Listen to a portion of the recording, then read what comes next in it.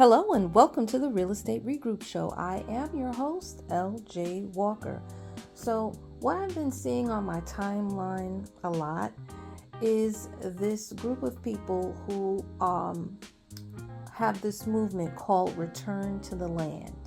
And basically what that is, for those of you who don't know, is a group of people got together and they decided that they are going to make this a white-only town in Ravendon, Arkansas, which is in one of the Ozark Mountains.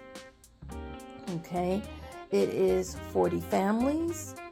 They have 160 acres that they own. They don't want any blacks, no Jews, no gays, no one who is not Christian, and basically they just don't want anybody who is not white to live there.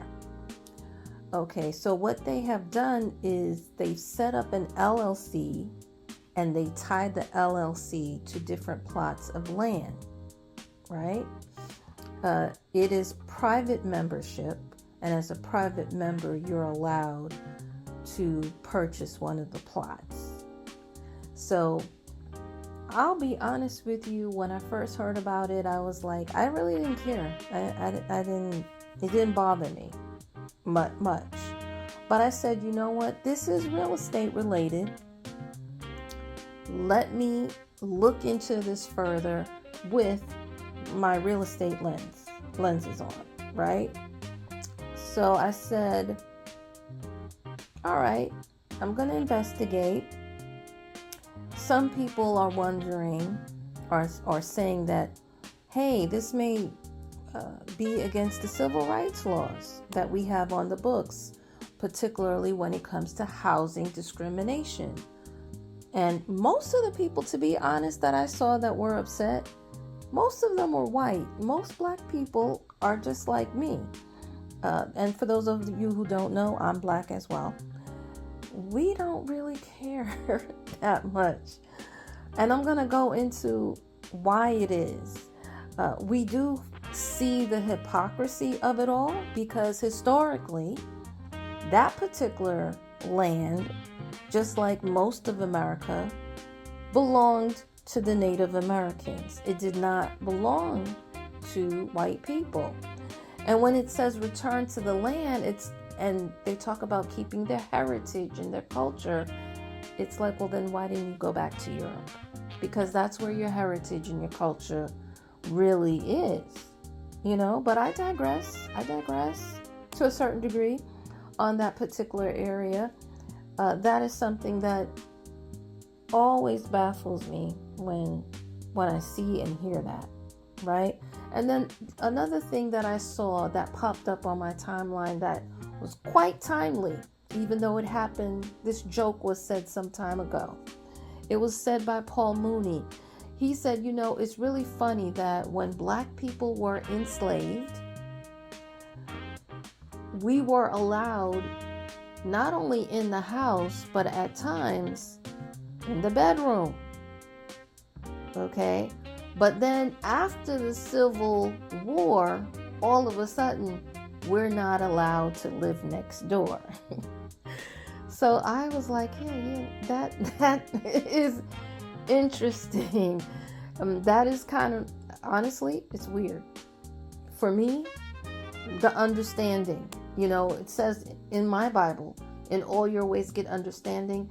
I'm sorry, but I don't understand. I really don't.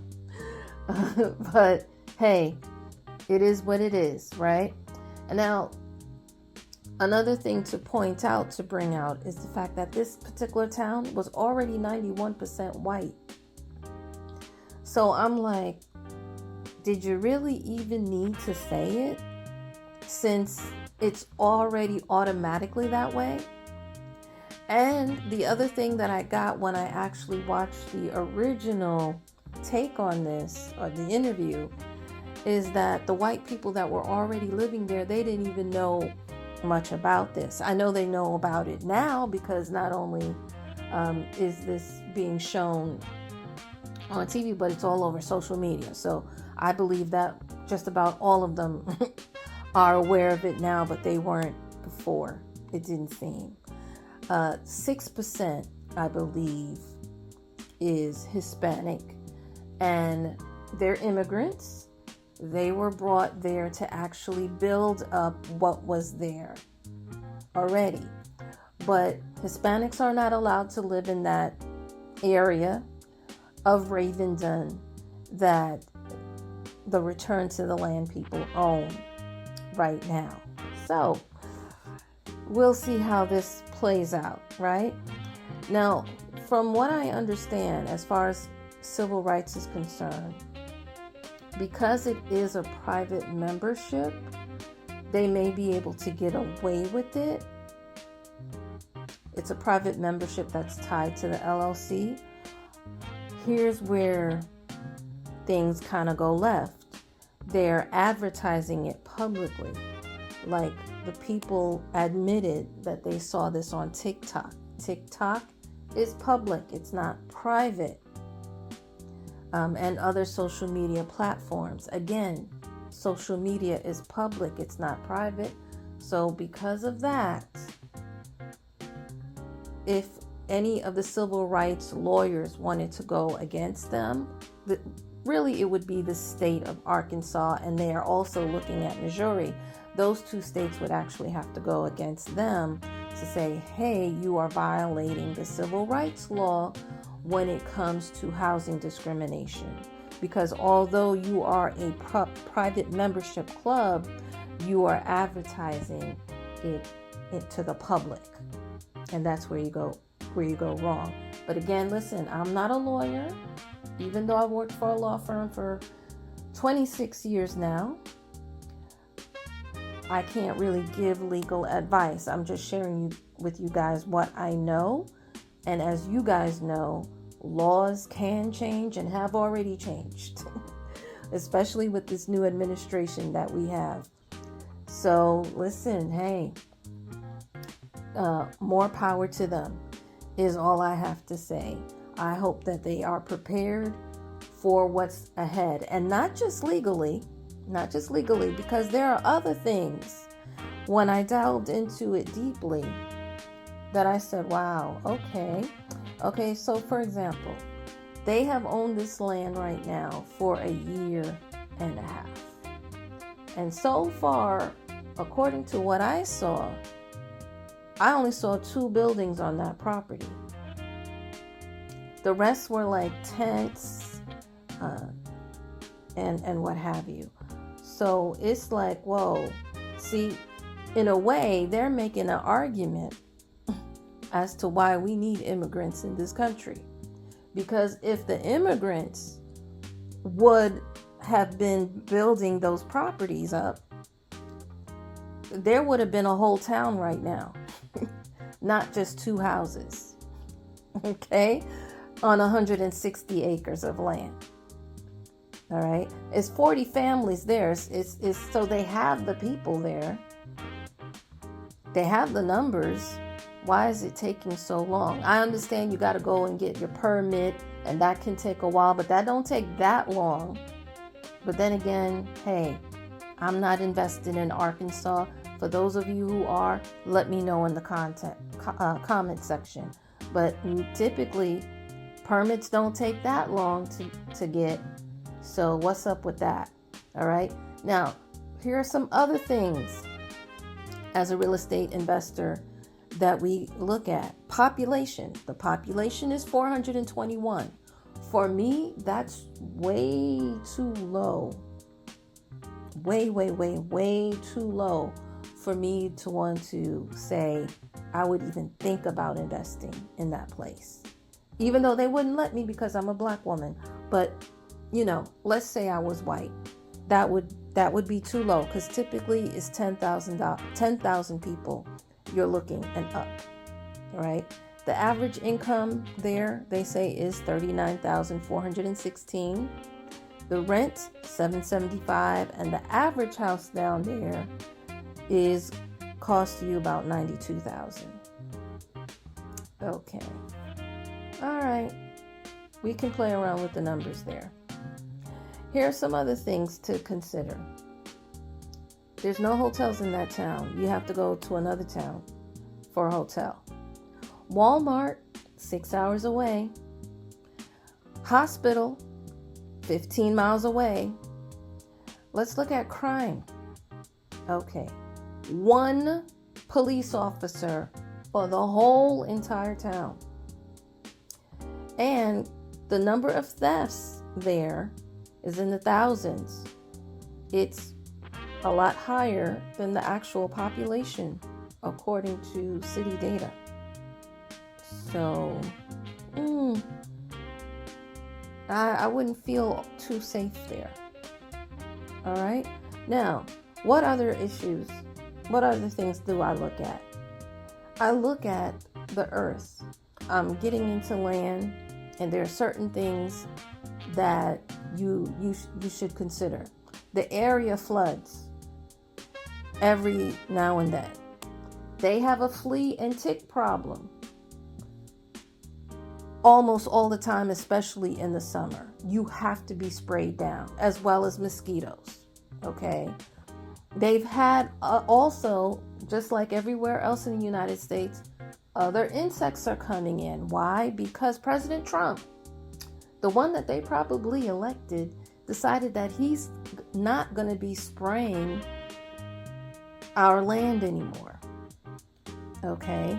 And what happens is that all these bugs are coming in that we've never seen all over the country, and they're attacking our food supply. As a matter of fact, it's so bad in the state of Arkansas that many farmers have actually gone bankrupt. But I digress, and I want to, move forward. So what else? They are known to have tornadoes in that area, both Arkansas and Missouri. As a matter of fact, when I was in Missouri a few months back, there was a tornado happening, and it totally obliterated a number of homes as well as neighborhoods. There was also actually floods in towns nearby that the water actually covered the car, the top of the car. Like, it was really, really, really bad. So that also is a turnoff for me. Now, another thing that really turned me off, and I didn't really know this, they got an earthquake problem. And it seems as though it's actually worse than California. I'm like, no. This is definitely not a place I want to live. But I'm going to go on. You got to be careful in the woods. They do have a lot of poison ivy growing. So I hope they pick the right trees and that those people know what they're doing. I understand that the leader is from Arkansas, but the rest of the people who have joined him, many of them are not from Arkansas. So I hope he has trained them and taught them what tree to pick and what tree not to pick, what leaves to stay away from, and what they can use. Okay. Now let's talk about other animals. There are a lot of deer and squirrel. As a matter of fact, I understand that is a delicacy. I have not actually eaten either one of those. I'm not really all that interested in doing so, to be quite honest with you. But hey, if you are going to move there, if you're interested in moving into this area, know that you might have to adjust your palate. Okay. Next, they have bats, they have bears, and they have bobcats. So, if I'm not mistaken, those can also be somewhat dangerous. So, hopefully, now the gun laws are a lot more lenient down there than they are in New York. So, you probably will be okay if you already have something. All right. Next thing to consider, Wi-Fi. We're in the mountains. The mountains Wi-Fi is horrible. It is horrible. I don't care where you are. I don't care. The mountains is not good.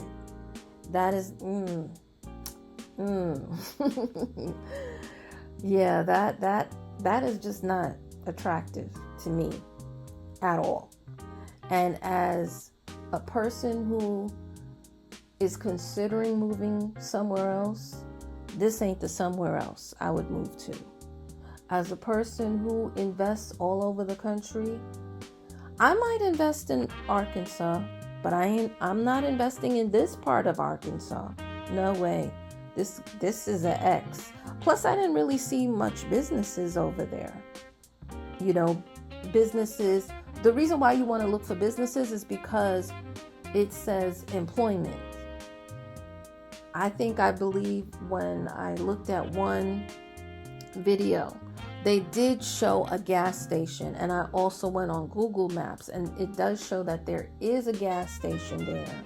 It does show that there are small stores there, but as far as like big businesses that employ large numbers of people, I did not see that. I did not see that in that particular town. So for me, it's a no. Okay. Now, I just want to go back to history just a little bit.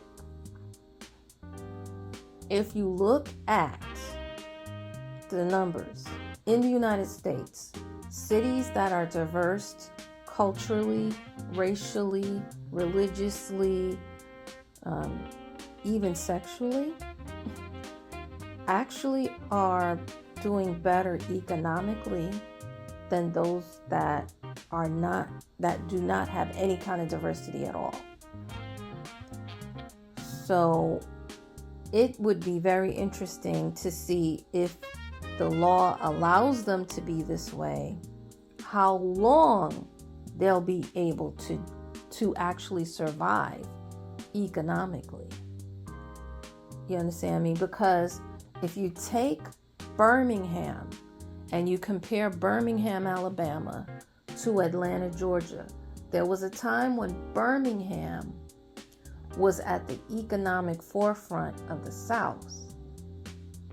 But somehow Atlanta not only caught up, but has surpassed them. And remember, both of them, there was a lot of issues back in the 60s and what have you, a lot of racism and what have you. But Atlanta turned quick. Birmingham, a lot slower to turn over. There was more bombings in Birmingham. There was more fires in Birmingham than there was in Atlanta. Think about this, guys. Think about this real good and listen to what I'm saying. Okay? But now when you look, if you compare Atlanta to most of the cities in the South, Atlanta is on top. The other city that I would, put up there would be Tennessee. Tennessee is the cities like Memphis and Nashville. They're doing better than Alabama. And there's a reason for that. And when you go to Tennessee, it is more diverse than when you go to a Birmingham. Okay, Birmingham is getting their act together. And if you go to Birmingham, they will even tell you that they know and they realize it is due to the lack of diversity. They realize that because those other cities are more diverse than theirs, that's why those cities are booming more so than Birmingham. The other thing too, listen, tourism is big. Tourism is money. Okay, most people, if they come to the United States, one of the southern towns that they want to go to, Atlanta, that's number one. The next one is either going to be Nashville or Memphis. Okay? It's not too many people who say, ooh, I got to go to Birmingham. Just like there's not too many people who say, ooh, I got to go to Ravenswood. As a matter of fact, most people never even heard of Ravenswood until this guy interviewed the return to the land, who are returning to the wrong land, because as far as I'm concerned, their land is in Europe. That's where the heritage is, that's where the culture is, that's where everything is in Europe. This land really is for the Native Americans. This is their land for them to return to. So miss me with all of that. But yeah, the Ozark Mountains, listen, I understand. It's a great vacation spot. They have a lot of fun activities. Really goes to like golf, do like boating, do like swimming, things of that nature. This is the place for you. Festivals, country music, bluegrass music. This is the place for you. Hiking. This is the place for you. But for the rest of us,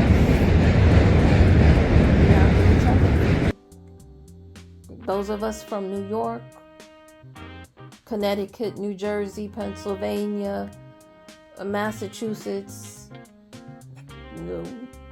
honestly, I've been to it's about 35, 36 states in the United States, and I have really never heard anybody say, I have to go to the Ozark Mountains. I've never heard it. I know people do go there, but nobody's really checking.